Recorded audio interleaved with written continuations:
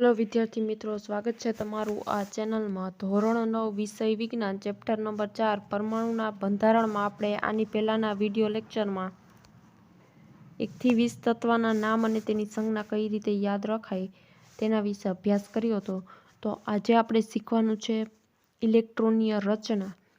જો તમને ક્રમમાં તત્વોના નામ યાદ હોય તો તે તત્વમાં જેટલા ક્રમાંકનું તે તત્વ છે એટલા જ એનામાં ઇલેક્ટ્રોન હાજર હોય છે અને એટલા જ પ્રોટોન હાજર હોય છે. એટલે સરળતાથી તમે ઇલેક્ટ્રોનીય રચના દોરી શકો છો. તો આપણે શરૂઆત કરીએ હાઇડ્રોજનથી. હાઇડ્રોજન છે એની સંજ્ઞા કેપિટલ H છે, જેમાં કુલ 1 ઇલેક્ટ્રોન આવેલા હોય છે. આ છે એક પરમાણુનું કેન્દ્ર કે જેમાં પ્રોટોન આવેલા હશે. હાઇડ્રોજનમાં ન્યુટ્રોનની સંખ્યા તો 0 છે.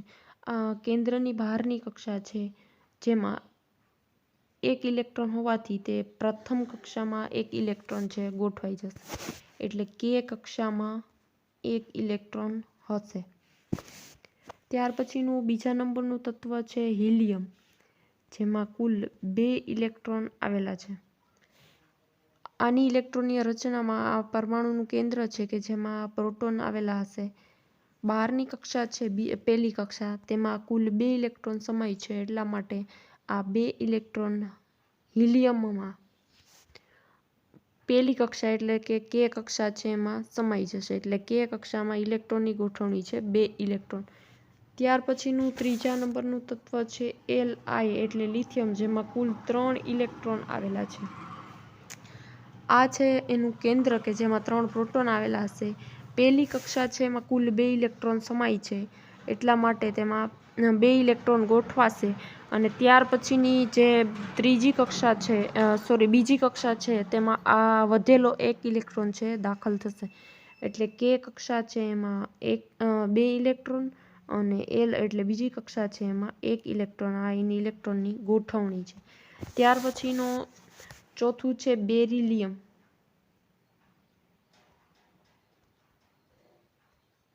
બેરિલિયમ છે એમાં કુલ 4 ઇલેક્ટ્રોન છે. આ એનું કેન્દ્ર છે જેમાં 4 પ્રોટોન હશે.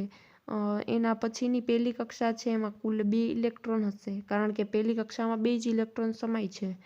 અને ત્યાર પછીની બીજી કક્ષા છે એમાં વધેલા 2 ઇલેક્ટ્રોન છે એ ગોઠવાઈ જશે. એટલે K કક્ષામાં હશે 2 ઇલેક્ટ્રોન અને L કક્ષા છે એમાં પણ હશે 2 ઇલેક્ટ્રોન. ત્યાર પછીનું પાંચમું છે બોરોન, જેમાં છે 5 ઇલેક્ટ્રોન. આ બોરોન છે એના કેન્દ્રમાં હશે 5 પ્રોટોન. એની બહારની કક્ષા છે એમાં હશે પહેલી કક્ષા છે એમાં હશે 2 ઇલેક્ટ્રોન. ત્યાર પછીની જે બીજી કક્ષા છે એમાં હશે 3 ઇલેક્ટ્રોન. એટલે K કક્ષામાં આવશે 2 ઇલેક્ટ્રોન અને L કક્ષામાં આવશે 3 ઇલેક્ટ્રોન. ત્યાર પછી છઠ્ઠા નંબરનું છે કાર્બન, જેમાં કુલ છે 6 ઇલેક્ટ્રોન. તેના કેન્દ્રમાં કુલ 6 પ્રોટોન હશે.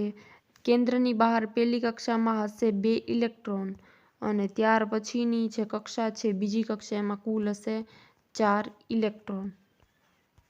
એટલે K કક્ષા છે એમાં 2 ઇલેક્ટ્રોન અને L કક્ષા છે એમાં 4 ઇલેક્ટ્રોન. ત્યાર પછીનું છે નાઇટ્રોજન, જેમાં છે 7 ઇલેક્ટ્રોન. કેન્દ્રમાં 7 પ્રોટોન હશે. એની બહારની કક્ષા એટલે કેન્દ્રની બહાર પહેલી કક્ષા છે એમાં હશે 2 ઇલેક્ટ્રોન અને બાકીના જે વધ્યા 5 ઇલેક્ટ્રોન એ દાખલ થશે બીજી કક્ષામાં.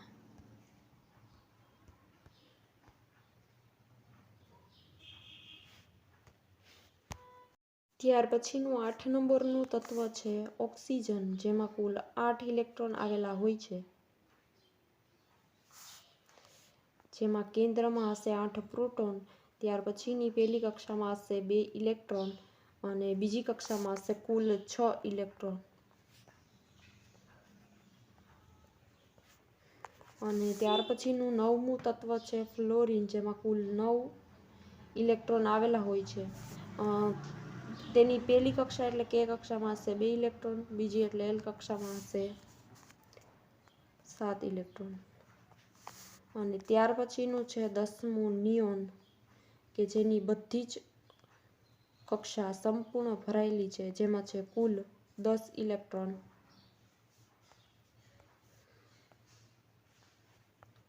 જેની કે કક્ષામાં છે કુલ 2 ઇલેક્ટ્રોન અને એલ કક્ષામાં છે 8 ઇલેક્ટ્રોન.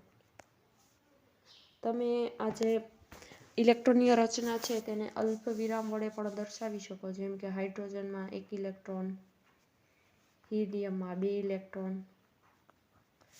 લિથિયમ છે એની પહેલી કક્ષામાં 2 અને બીજી કક્ષામાં 1 ઇલેક્ટ્રોન, બેરિલિયમ છે તેની પહેલી કક્ષામાં 2 અને બીજી કક્ષામાં પણ 2. ત્યાર પછી છે બોરોન. બોરોનની પહેલી કક્ષામાં 2 છે, બીજી કક્ષામાં 3. કાર્બન છે એમાં 2 4, નાઇટ્રોજન છે એમાં 2 5, ઓક્સિજન છે એમાં 2 6, ફ્લોરિન છે એમાં 2 7 અને નિયોન છે એમાં 2 8.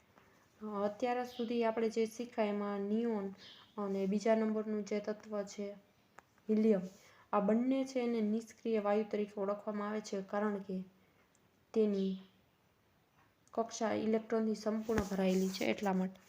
આ જ રીતે જો ઇલેક્ટ્રોનની સંખ્યા તત્વમાં કેટલી છે આપણને ખબર હોય તો આપણે તેની ઇલેક્ટ્રોનની રચના સરળતાથી લખી શકીએ છીએ અને દોરી પણ શકીએ છીએ.